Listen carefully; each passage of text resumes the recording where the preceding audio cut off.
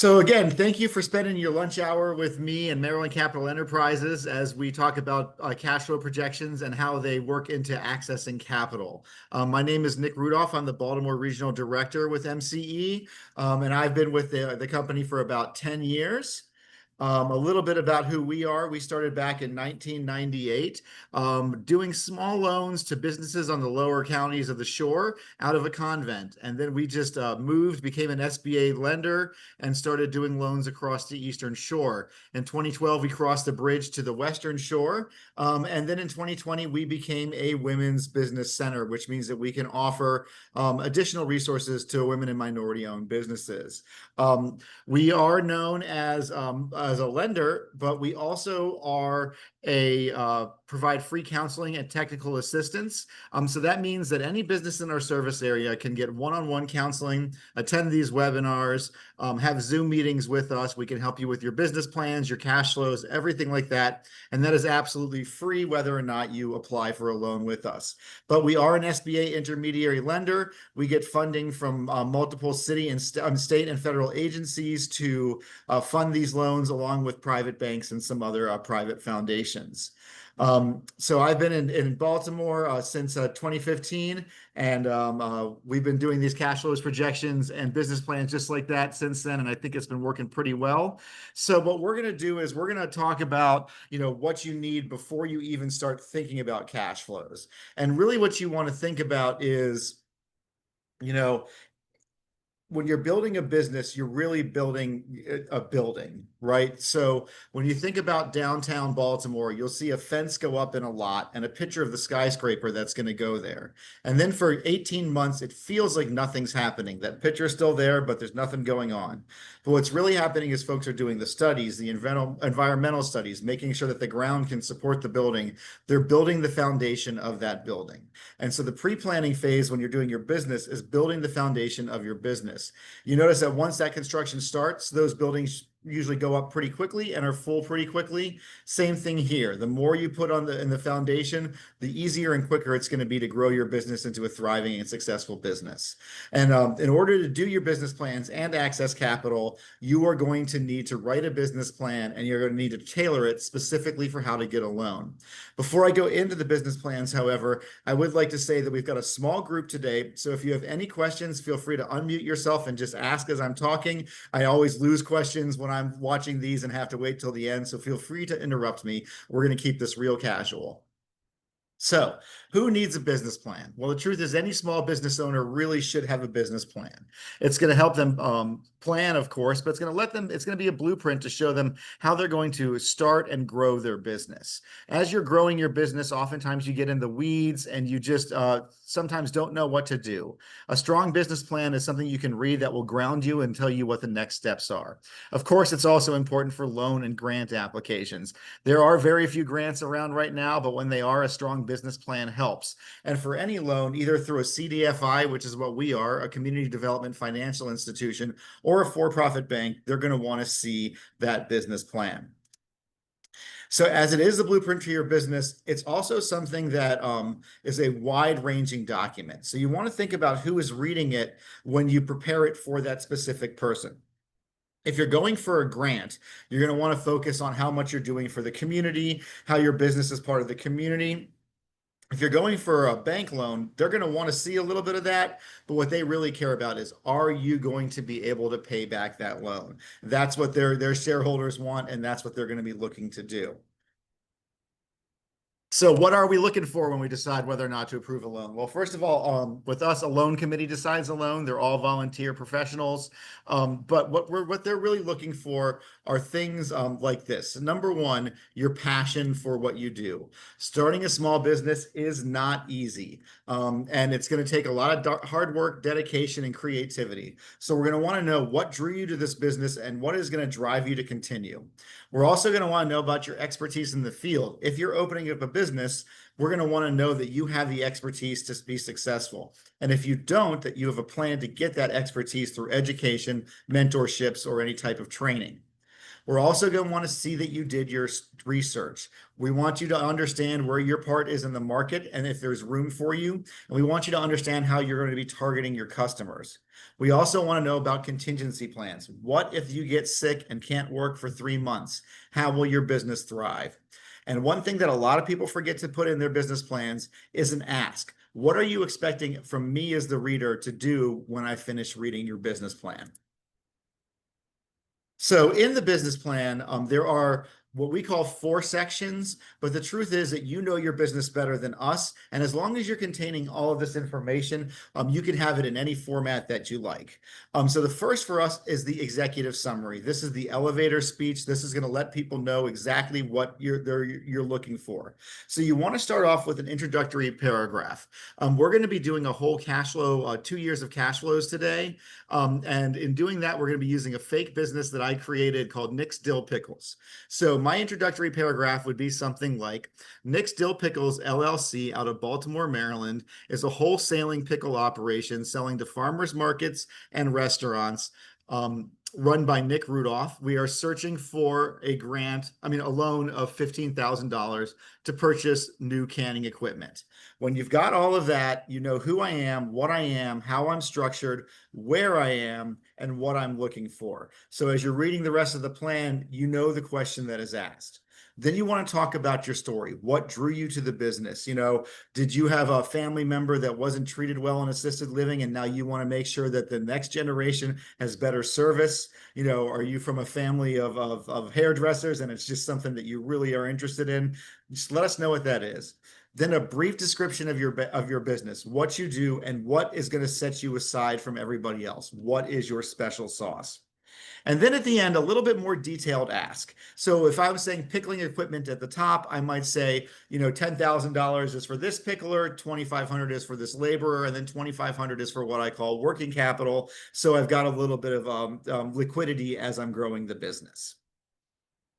The next section is going to be the longest section of your business plan, and that is the marketing plan. And it's way, way, way more than how you're going to advertise your business. In fact, that's probably the smallest part of your marketing plan.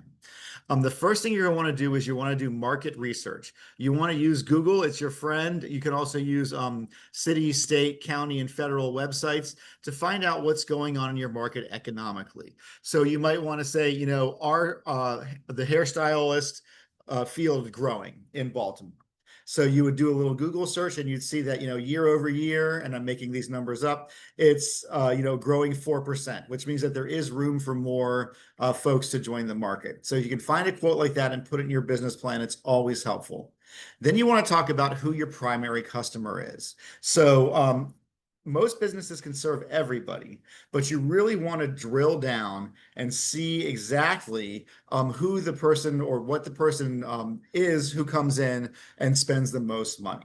So if you're a salon, you can cut everybody's hair. But let's say that you're, in downtown Baltimore and you want to focus on African American women, 25 to 55 years old, who make $150,000 to $250,000. So you're talking about folks who have, a disposable income. So you'll probably be a little bit higher end. But you can of course take anybody. You then want to list your competition. List 3 of them. Talk about what they do well. Why are they surviving in the market, and how are you going to thrive with them? And think, not just locally. We had a comic book store who, for her competitors, she put 2 local shops in Amazon, showing that she understood that everything she sold could be purchased online, but that people would come into her shop for the customer service. That's what her special sauce was. Think about your pricing. Are you high end, middle of the road, or a value proposition? And then you want to talk about your advertising. Saying you're going to have a social media campaign is not enough. You want to talk about how you're going to use the different platforms. Also, there's certain businesses that don't use social media. You might be a business to business type business, so your marketing is going to conferences and tabling, or going to networking events, or hosting networking events. All of that can be part of your marketing. If you explain that in your business plan, it's all stuff that we can fund.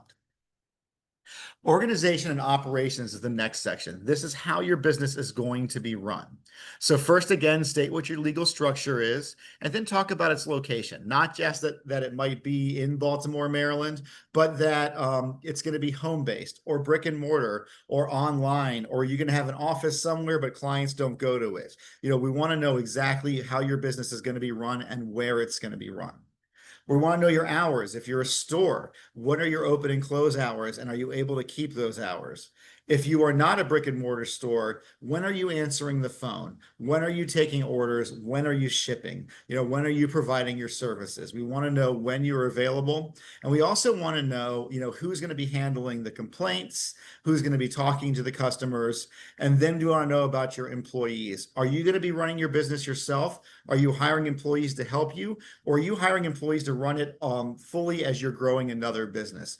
All of those are things that you can do, but we just want to know exactly what that's going to be. Once you decide you're going to have employees, we also want to know whether or not they're going to be W-9 employees as part of the payroll, or if they're going to be contractors, 1099s. There's different liabilities either way, different expenses either way, and different positive things either way. So you really want to think, how you want to do it as you're growing your business.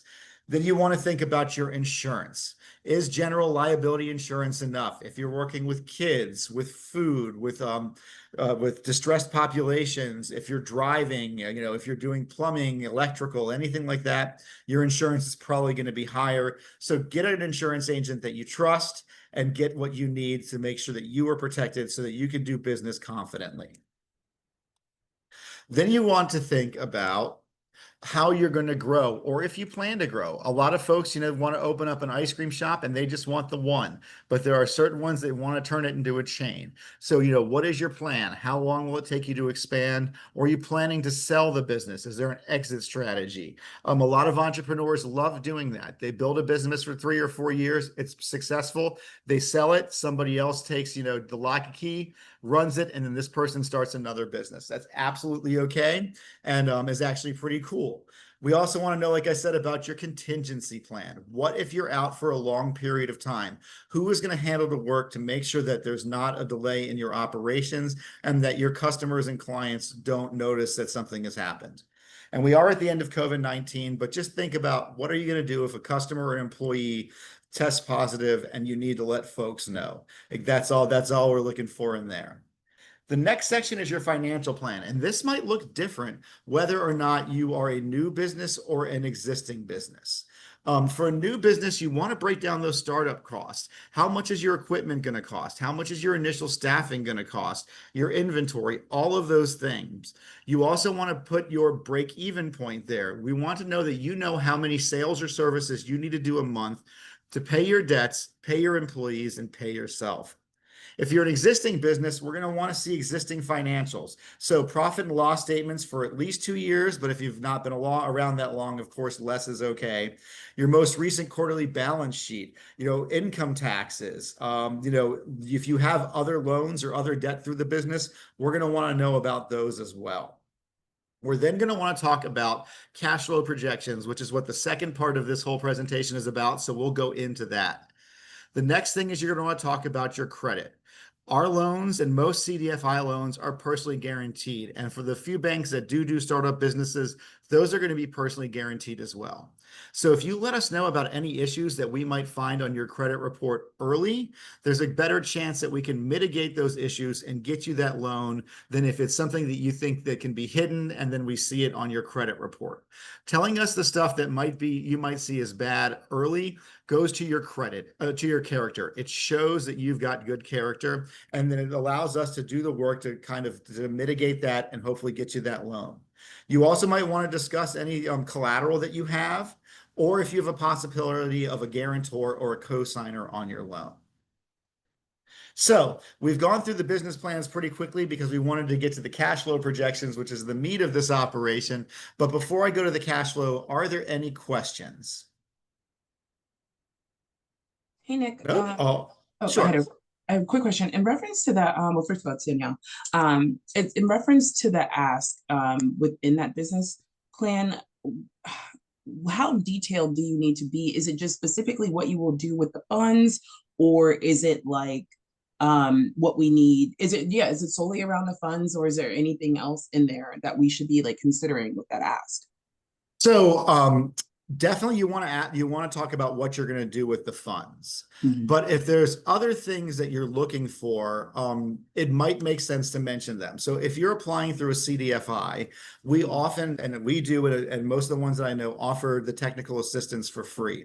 So if you come in with your business plan saying, you know, I need $25,000 to do X, Y, and Z, but I'd also like some help, you know, with marketing and cash flows. Yeah. You know, that's good for a couple of reasons. Number one, we know what you're looking for, and we also know that you understand where you need help and that you're willing to go out and ask for that help. So, you know, it's often tough to put, you know, that little bit of a weakness in the business plan, but you know, honesty is the way to go.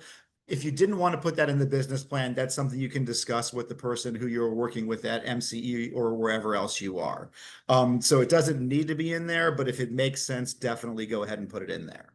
Awesome. Thank you. You're welcome. Any other questions? Alrighty, so we're going to go into the cash flow. So what are cash flow projections and why do we need them?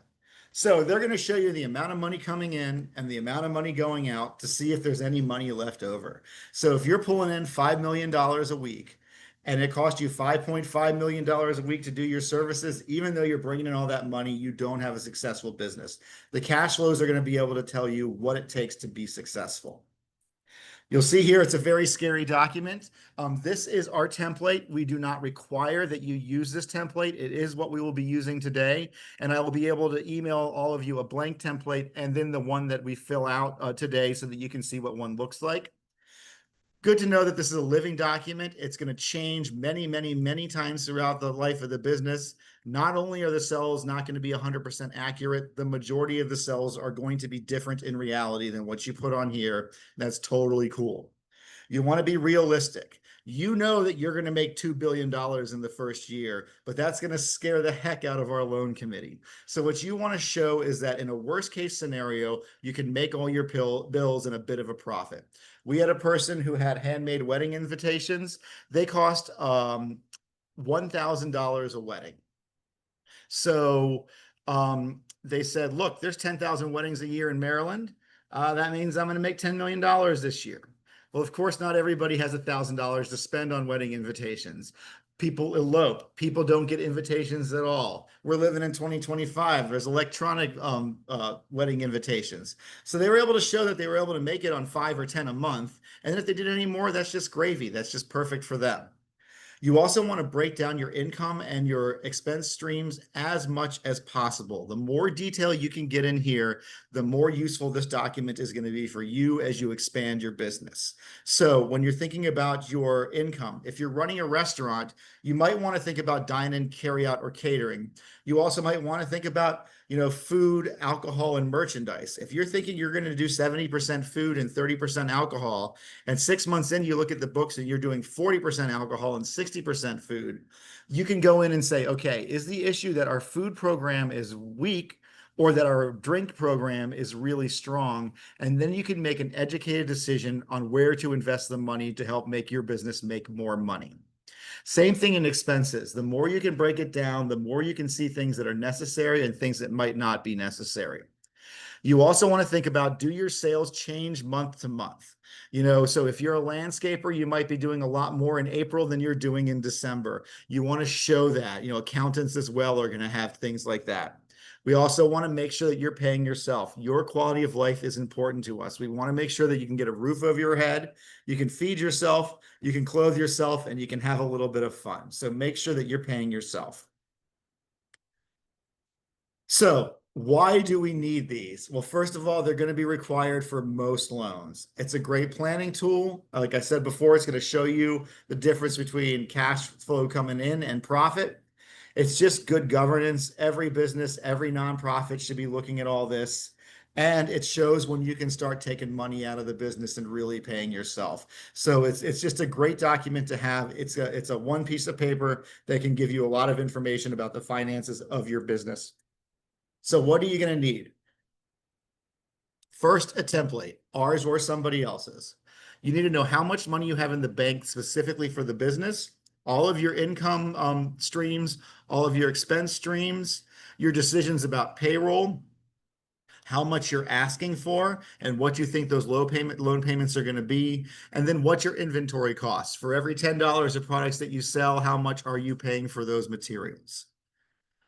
So we're going to go ahead and start a cash flow. I am going to stop sharing this and then bring up a blank cash flow.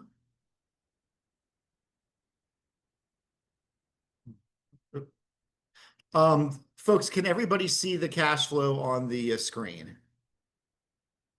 Yes.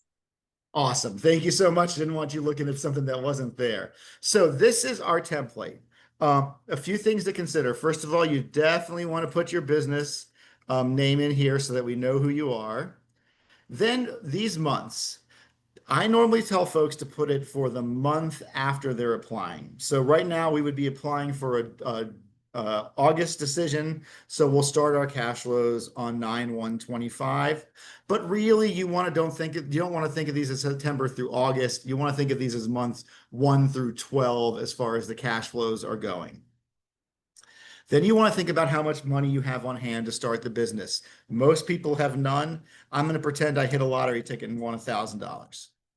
So now we're going to put in our income streams. So we're going to go to farmers markets. We're going to go to wholesale restaurants. And we're going to do a little bit of online as well.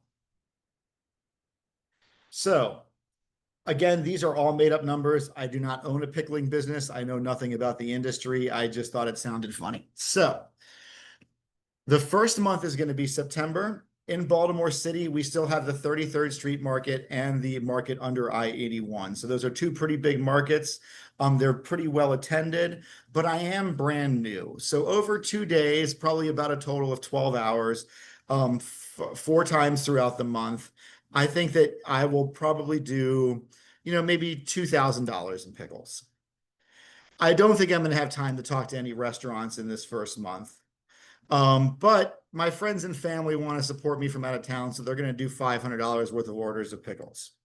October, still both are open. I'm making a name for myself. It's becoming the fall. My sales are going up a little bit.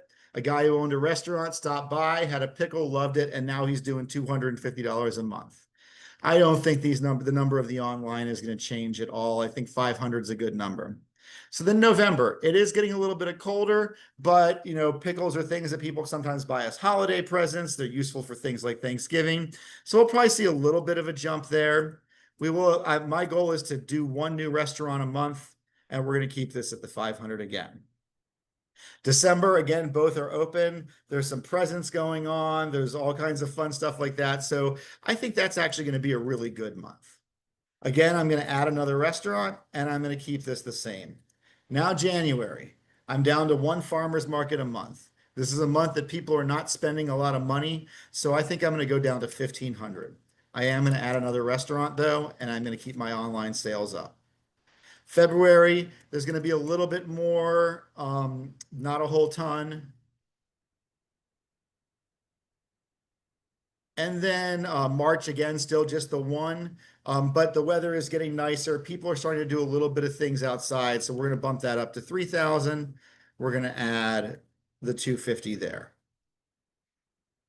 And actually, we can just take this 500 across here. April, both farmers markets are open now. People are excited that we're back. The 81 one is going to be much more busy than the other one. So we're going to see a big jump in this month. I think conservatively up to $5,000. Add another one. Oop, not quite that much, I wish. And then we're going to see sustained growth. So I think, we can maybe do $1,000 a month in growth through the summer months. And again, we're just going to add 250.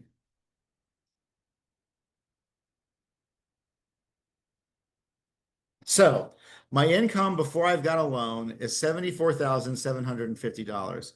I am going to look for a loan of $15,000. This is going to buy my pickling equipment, and it's going to get me started and get my first batch of inventory. So now we're seeing how much cash we have available at the end of the month here. So this is before there's any expenses. With the small amount of sales and the loan, we're at 18,500. And then we'll see here, because we don't have expensive, the numbers are rising pretty rapidly.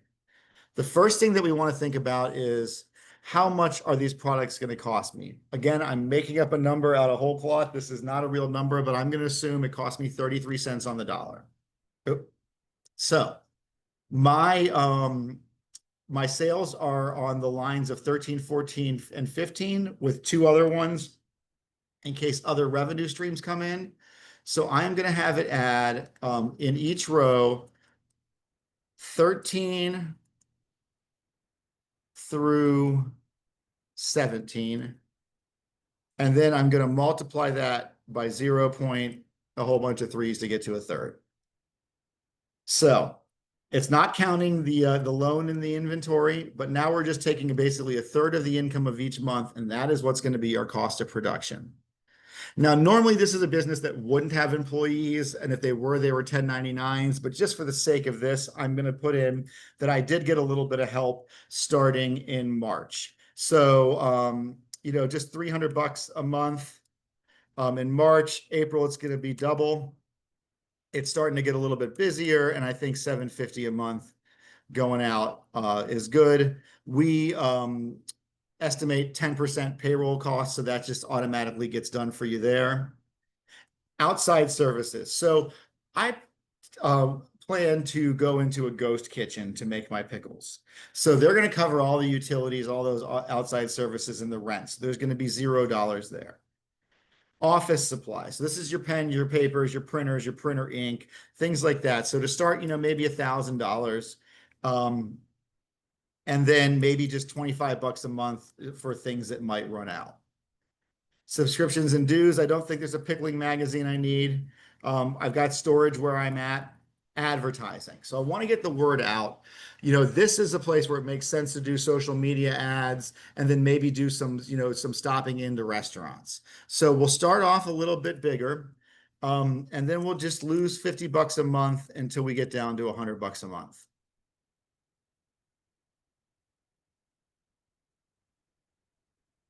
Distribution. I'm having my folks pay their own shipping, so I don't have any cost to myself there.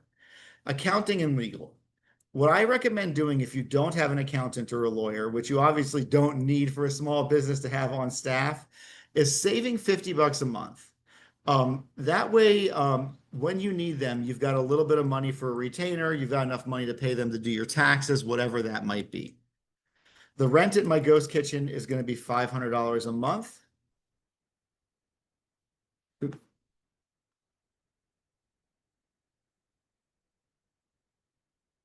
And I'm going to add a line to my personal telephone for $50 a month.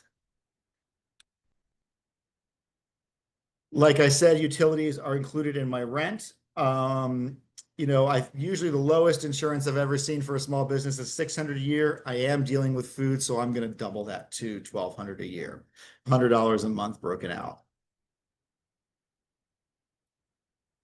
Taxes. Every business in Maryland is going to have a $300 annual filing fee. There may be some other, health code and food related things. I'm going to make up this number for me, but we'll add another $250 for that.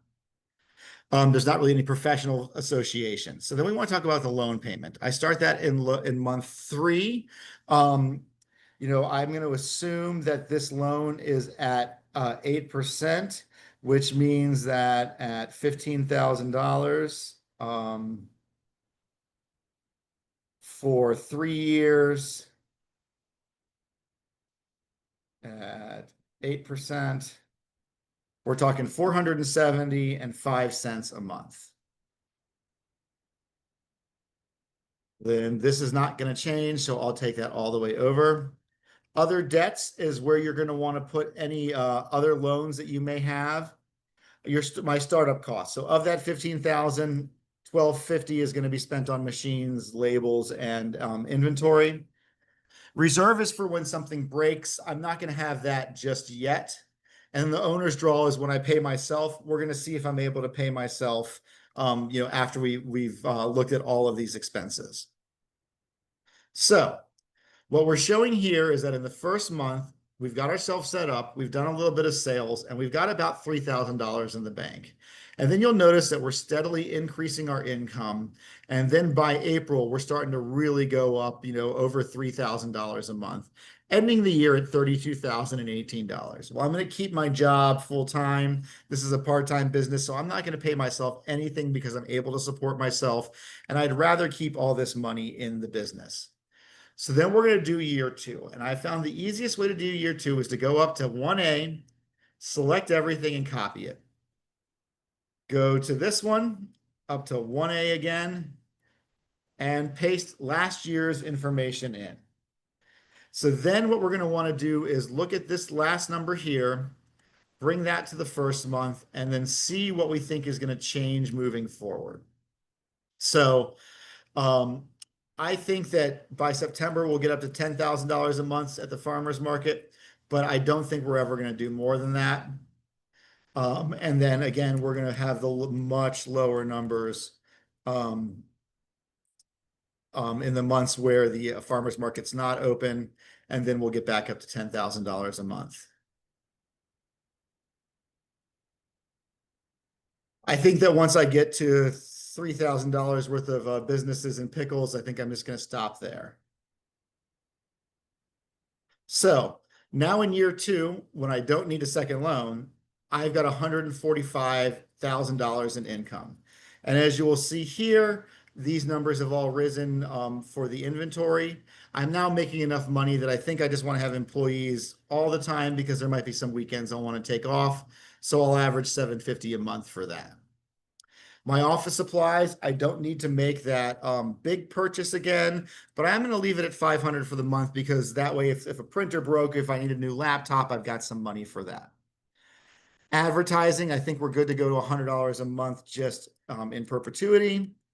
These numbers are going to stay the same. The rent will probably go up a bit, so I will bring that to $550.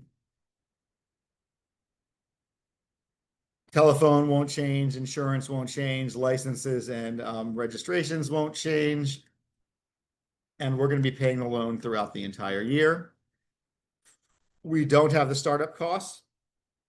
So now I've got $70,000 in the bank at the end of the year, except that I started off with $1,000 again. I did the thing that I tell people to never forget. Take this 3218,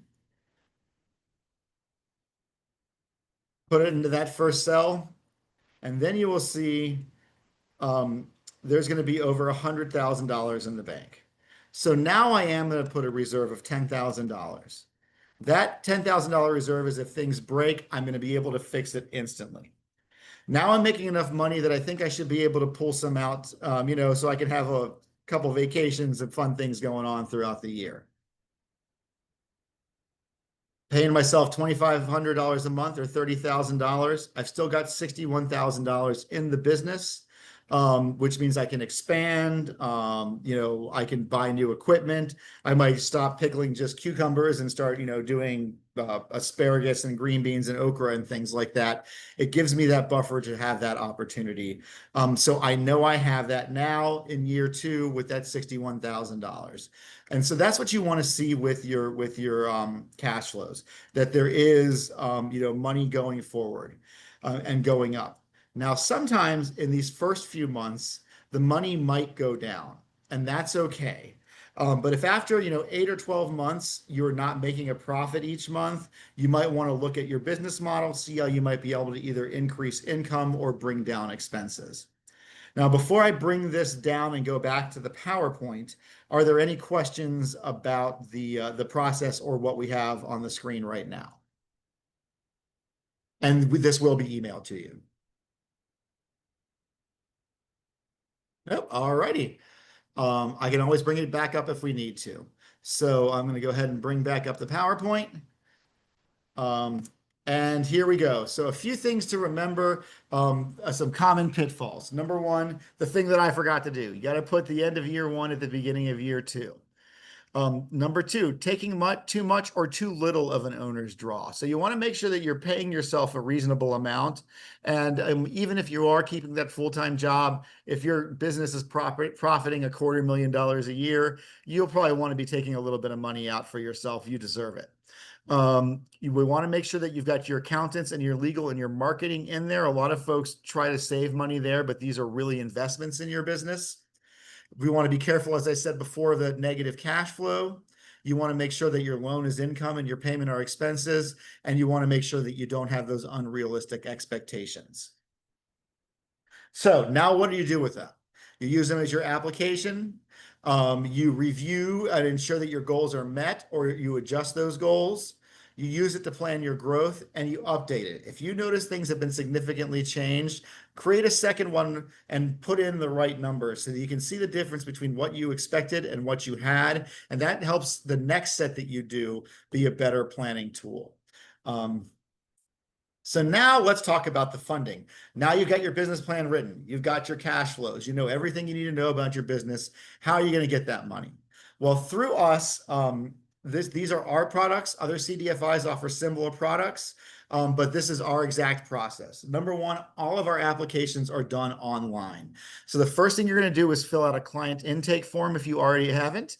That's at our website, marylandcapital.org. Top right-hand corner, there's a button that says Get Started Here. Click that button and then fill that out. One of our counselors will be in touch with you within 72 business hours, or 3 business days. The loan application is online. On that is where you're going to upload most of the documents that we'll be talking about in a minute. In that application, you're going to be making the ask, talking a little bit about the business, and answering a few disqualification questions. There are only few disqualifiers that we have is no bankruptcy discharge in the last 24 months. And if you've got a tax debt, you have to have a payment plan. The next is the personal information supplement. That will need to be filled out by anybody who owns 20% or more of the business. It's a simplified personal financial statement. The documents that we're looking for, every business, new or old, is going to need a business plan, 24 months of cash flow projections, some proof that you've been turned down for a previous loan. That could mean that you go to your banker and they say, we don't do startups. It's not like you have to go and do the full application. You're also going to need 2 years of personal taxes for anybody who owns 20% or more of the business, along with 3 months of personal bank statements for those same people. If your business is an existing business, we're going to want to see the 2 years of federal tax returns, the 2 years of profit and loss, your most recent quarterly balance sheet, and then the business bank statements as well. Everything else I talk about here is going to be optional, but really, really nice to have. The reference letters. So if you got folks who are either previous clients or maybe in education or a former employer that are willing to write you a letter, that's going to go a long way. We would love to see something like you've had a chair at a salon for the last 5 years, you're ready to open your new salon, and you come to us with 20 letters from clients who say, I sat in her chair over here, and when she opens up, I'm going to move over there. Other things that you might want to add are your resume, any leases, estimates, quotes, invoices, licenses, contracts, any advertising you've already done. If you've got a website or social media, give us the links to those. You made some YouTube videos, you've got some commercials, send us links to those. Anything that you can do to help tell your story is probably going to help you get closer to a yes on a loan. So what do you need to be eligible for a loan? So like I said, turned down by the lender, you've got that business plan, you've got the cash flow, you're able to show that you've got experience in the field or that you've got a mentor to get you that experience, and then collateral. For our traditional loans, we do require collateral. We can be very flexible about what it is. Of course, a fully paid off house is the best, but trust me, we can get super flexible. You might think you don't have collateral, but you really do. We're also looking for reasonable credit. You'll notice here that there is not a minimum credit score, and that is on purpose. What we are looking for is what you've been doing in the last 12 to 24 months. Looking for things like missed payments, especially on credit cards, mortgages, cars, things like that. We're also, again, going to want to see the no bankruptcies discharged in the last 24 months and no tax debt. If you do have issues on your credit report, let us know ahead of time. We just came out of the pandemic. A lot of folks either lost their job or had to take some time off. That can lead to not paying bills, but it doesn't say anything about your character. So let us know as early as possible, because then we can, like I said before, mitigate those issues oftentimes. We also want to know the general economic conditions for the venture. What does that mean? That means, is this the right time to open up this business here? If your market research has shown that it is, you're probably going to be doing pretty good there. But if you're opening up a pizza shop on a block with 7 other pizza shops, we're going to want to know how you're going to survive. And then your ability to repay the loan. Are you going to be able to get back into the workforce if the business is not successful and pay back that loan? Because it is personally guaranteed and you are still going to have to pay it back. So these are the 2 loan products that we currently have. For new and existing businesses, our traditional small business loan is up to $35,000 if you're 2 years old or newer. And if your business is over 2 years old, you can apply for up to $150,000. The terms can be based on the size of the loan. A $50,000 loan might be 5 or 6 year. Anything over 100 will surely be 10 years. Our interest rates are set at 6 to 12%. A lot of our loans go out in the 7 to 9% range. We do require collateral, as I said. If you're using a property of real estate, we are going to need an appraisal that is less than a year old. Don't get that until you're approved, because we don't want you spending the money if your loan isn't approved. As I said, anybody who owns 20% or more of the business is going to have to guarantee the loan. The application fee. Everything we talked about, all of the help that we've offered before is free, whether or not you apply for a loan. Shauna, go ahead and unmute yourself. And what is your question?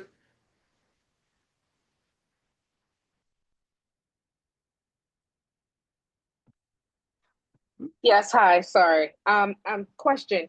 So as far as the collateral, could it be I'm not real estate, like a car? Absolutely. Okay. Yep. Absolutely. Yep. It can be that. It can even be other people's property sometimes. So yeah, we can get super flexible there. Okay. Awesome. Thank you. You're welcome. So like I said, everything is free until you apply for the loan. That's an $100 application fee and then $25 per credit report. So for each owner, we do a TransUnion soft pull, so it will not impact your credit, and you will be able to get a full copy of your credit report. If you are approved, there's going to be a closing cost that we take out of the proceeds of the loan. Generally, a $50,000 loan will go out at just above $48,000. We take automatic payments on your due date from your checking account. So if you know you can't make that payment a week ahead of time, let us know so that we can do something like go to interest only, defer the loan, or maybe even restructure it. There are no penalties for prepayment. As long as your loan is over 30 days old, you are good to just pay it all the way off without paying interest or anything else. It gets you out of the loan cheaper, and it gets us more money to lend out to folks. While you have the loan, we're going to visit you twice a year. We're going to either do that virtually or in person. We're going to want to see your books, talk about how your business is doing, and then let you know about resources that we have for you.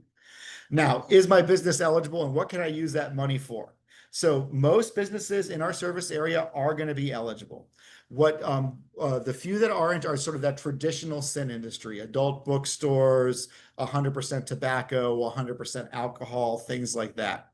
We are, however, able to work in the medical and recreational cannabis industry. So that is something that we are able to work with. Now, uses. Any business-related expense, build out, the mortgage, the lease, the rent, the salaries, trainings for your employees, uniforms, all of that stuff, except for a few specific things.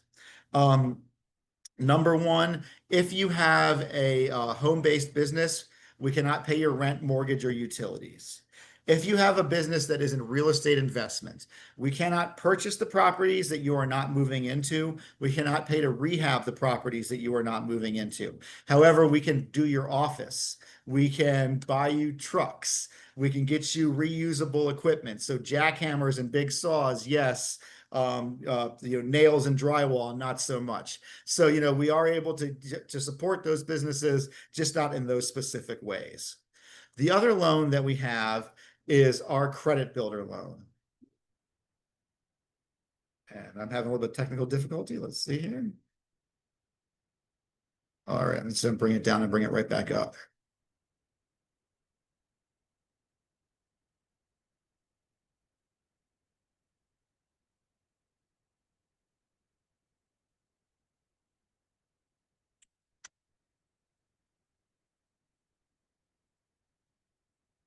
Sorry about that, folks. So the credit builder is from $500 to $5,000. This is for folks who have no credit or maybe some dings on their credit report.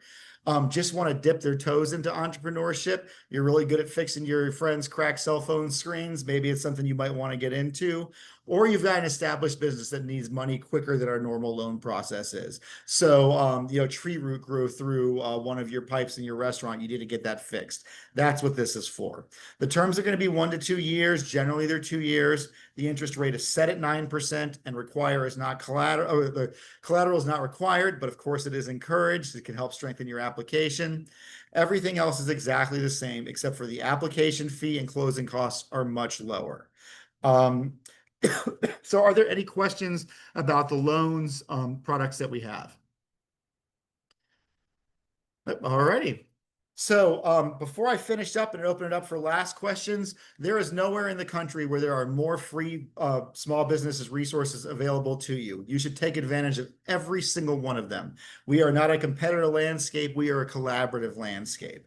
So what you want to do is ask us all the same questions, get all of our experiences, find the folks that you're most comfortable working with and work with those folks. And it can be things you would have never thought of. Most libraries have business centers. Most counties have an economic development organization or a chamber of commerce. The Small Business Development Center by the SBA will get you one-on-one mentors to help you write your business plans and do your cash flows. There are other nonprofits like Operation Hope that offer education. There are other CDFIs like Baltimore Community Lending that offer funding. The SBA has an office in Baltimore. There's SCORE, which is the Senior Corps of Retired Executives, that might be able to get you a mentor in the field that you're in. Our universities are great resources, and we work a lot with Salisbury and with Morgan State. You don't need to be a student or alumni to take advantage of those either. There's always classes that are looking to do internships for marketing and things like that. So talk to your local universities. And then your local business organizations. Is there a designated Main Street where you are? Is there a downtown partnership? Find those places and become members of those organizations. Be part of that community, because when you're applying for capital, you want to make sure that you're doing these 5 things. And the last one is about not being an island and being part of your community. But first, keep your job. Until you know your business is going to be able to pay for all your expenses, you need to keep that day job. Number 2, you need an accountant, even if you are an accountant, really. You're going to be in the weeds as you grow your business, and there are quarterly deadlines that you need to make on your state filings. If you miss those deadlines, you go out of good standing and you become ineligible for our services. So you really want to make sure you've got somebody there to make sure that you are in good standing, that you're paying your taxes on time. Like I said before, ask for help. There is nowhere else in the country where there's more help available to you. Put your money in the bank. What that means is if you're applying for a business loan, it's not the time to buy a house, open up credit cards, or buy a car. You want to make sure that you're only doing one of these things at a time. And then the no business is an island part. People shop at local stores because they are part of the community. So be part of the community. Give to local charities and join those local groups like the Rotary and the Chambers and the Main Streets. Now, when you're thinking about charities, we're living in a politically charged time. So you want to make sure that you're giving to charities that are not going to turn off any customers, kids, animals, veterans, food banks, things like that are always great. It's the reason why when you walk into a bar, there's sports on. Because if there was Fox or MSNBC News on, it would immediately turn off half of the client base. I've always said that unless your business is inherently political, your customers should not know how you vote, because all of their money is going to spend the same. So we've got a bunch of webinars coming up. We've got a funding webinar on August 4th. We've got an introduction to SBA programs on August 7th. Talk to somebody from the SBA right there. Doing a funding webinar on the 11th. And then we're doing a first steps to start your own business on August 19th. If you go to our website under the education tab, you can sign up for those for free. And with that, I'll open it up for any questions. Oh, go ahead, Stephanie. Hi. Do you have a cash flow sheet that's more for medical businesses? So this is a general one that because it just has you can put in income streams, you can change those however you'd like. But if you get in touch with us for one-on-one counseling, we can get to know exactly what your needs are and either tailor ours to yours or try to find one that works better for you. Okay, I'm talking with Salisbury University. Okay. But she didn't have like a specific, she didn't send us a specific medical one. That's why I was just wondering if you had one. Sure. Yeah, I haven't seen one specific for medical, but like I said, if you get in touch with us, your counselor is going to be happy to do that. Okay, all right, thank you. Awesome. All right, Sharon, go ahead. Thank you, Nick. Great presentation. You had mentioned just briefly information about grants. Is that something that we can get some information on that you all can help us with? Sure. So the truth of the matter is there's not a lot of grants right now for small businesses. During the pandemic, that was a little bit different. Generally, the only grants that I know about are facade improvement grants. So if you're in the historic shopping district of your city or town or county, they will often pay for a large percentage of your signage, ADA accessibility, security, cameras, lighting, and things like that. We do let folks know the rare times that there are grants available for small businesses. Occasionally banks will have grants, but there are a few business types that do have grants more often. Those are usually medical, childcare, environmental, and then to find those grants, the State Department of Commerce is a great resource for that. Thank you. You're welcome. Any other questions? No, well, I always come up with all right, Shannon, go right ahead. Do you guys, this may be like a one-off chance, but I wanted to know, would there be like any list of investors? Like I know, I was like at an art show last month sometime, and they always had like a list of like the people with the investors. I just wanted to know if it's the same. If you could No, do we don't have it. anything. Yeah, we don't have anything like that. No. Thanks. You're welcome. Any other? Yep. So as I was saying, I come up with my best questions as soon as these things end. So you can always feel free to email me, nrudolph at marylandcapital.org. Just think Christmas, Nick Rudolph. And then you also can just contact us through the website as well. We've got tons of people with great knowledge and expertise that are going to be able to answer those questions for you. It looks like we're going to get 6 minutes back on our lunch break. And so that's great. I hope you all have a wonderful rest of your day and a wonderful rest of your week. And I hope to see you again at another one of these. Thank you so much. Thank you.